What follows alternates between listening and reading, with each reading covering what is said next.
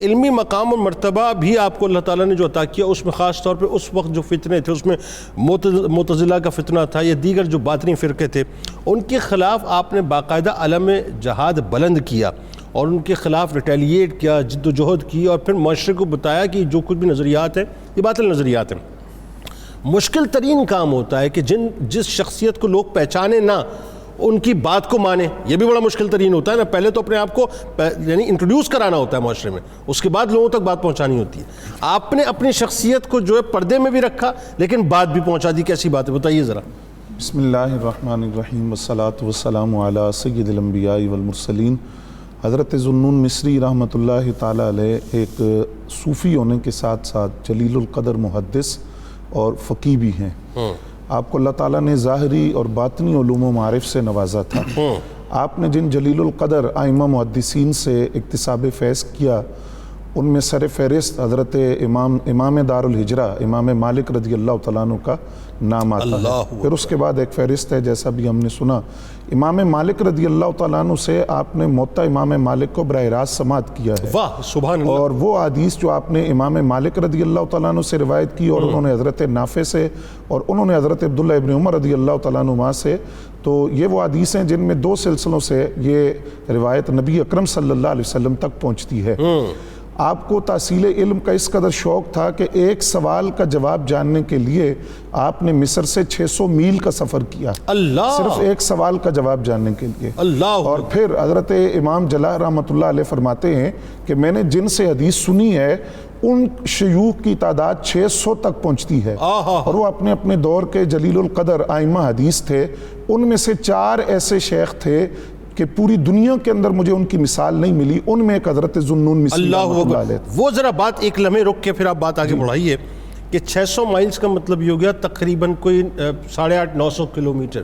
اچھا، یہ اوائل کے دور کی بات ہو رہی ہے جہاں پر اونٹ وغیرہ سے سواری ہوا، سفری سہولیات بھی نہیں تھی، ٹرانسپورٹیشن وسائل نہیں تھے، بالکل ایک مسئلے کے لیے، ایک مسئلے کے صرف ایک مسئلے ایک مسئلے کا جواب جاننے کے لیے پھر اللہ مرتبہ کیوں نہیں عطا کرے؟ جی بالکل۔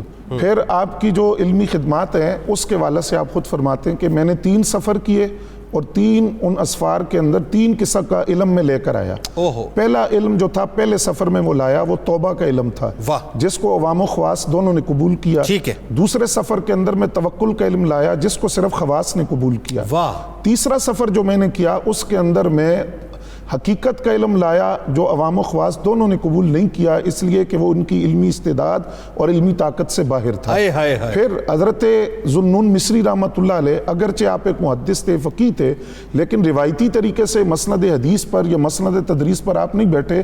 اس کی بنیادی وجہ یہ تھی کہ آپ نے اپنے آپ کو چھپا کر رکھا، لیکن آپ کی گفتگو کے اندر احادیث کا بھی اشارہ ملتا ہے اور شرعی مسائل کو بھی آپ بیان کرتے ہیں۔ مثلاً ایک بچہ آپ کے پاس آیا، 200 دینار اس نے آپ کو تحفہ پیش کرنے کی کوشش کی، اور ساتھ اس نے یہ بیان کیا کہ یہ مجھے وراثت میں ملے ہیں، تو آپ نے وہ قبول نہیں کیے، اور آپ نے فرمایا کہ یہ تم اپنے پاس رکھو، میں تمہیں ایک شرعی مسئلہ بتاتا ہوں، وہ یہ ہے کہ جب تک تم بالغ نہ ہو جاؤ تم اس میں تصرف کا اختیار نہیں رکھتے۔ اب یہاں سے یہ بات پتہ چلی کہ جو ہمارے یہ صوفیاء ہیں، طریقت اور شریعت کا جو حسین امتزاج ہے وہ ان کی ذات میں نظر آتا ہے۔ ایک شرعی مسئلہ آپ نے اس کو سمجھایا، اور یہ بھی بتایا کہ طریقت اور شریعت کس قدر لازم و ملزوم ہے۔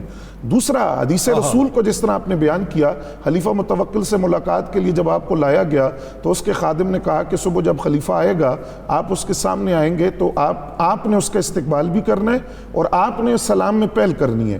جب صبح آپ کو لایا گیا تو اس نے آپ کو اشارہ کیا کہ آپ سلام کریں، تو آپ نے فرمایا کہ میں نے حدیث رسول میں سلام کرنے کے جو آداب پڑھے ہیں ان میں ایک ادب یہ ہے کہ جو سوار ہے وہ پیدل کو سلام کرتا ہے۔ اب خلیفہ سوار ہے تو اس کو چاہیے حدیث رسول کے مطابق سلام کرنے کا ادب یہ ہے کہ وہ پیدل کو سلام کرے اور میں پیدل، تو اس پر خلیفہ نے آپ کو سلام بھی کیا، اور پھر وہ اتر کر آپ سے ملا، اور اس کے بعد جب بھی زاہدین کا صلحاء کا ذکر ہوتا تو وہ یہ بات کہتا تھا کہ حضرت ذوالنون مصری کا ذکر کرو۔ اسی طرح معتزلہ جو تھے، واصل بن عطا جو بانی تھا معتزلہ فرقے کا، اس کا آپ نے رد کیا، اسی بنیاد پر وہ آپ کو شدید ناپسند کرتے تھے، ان کے جو عقائد باطلہ تھے علمی لحاظ سے آپ نے ان کا رد فرمایا ہے۔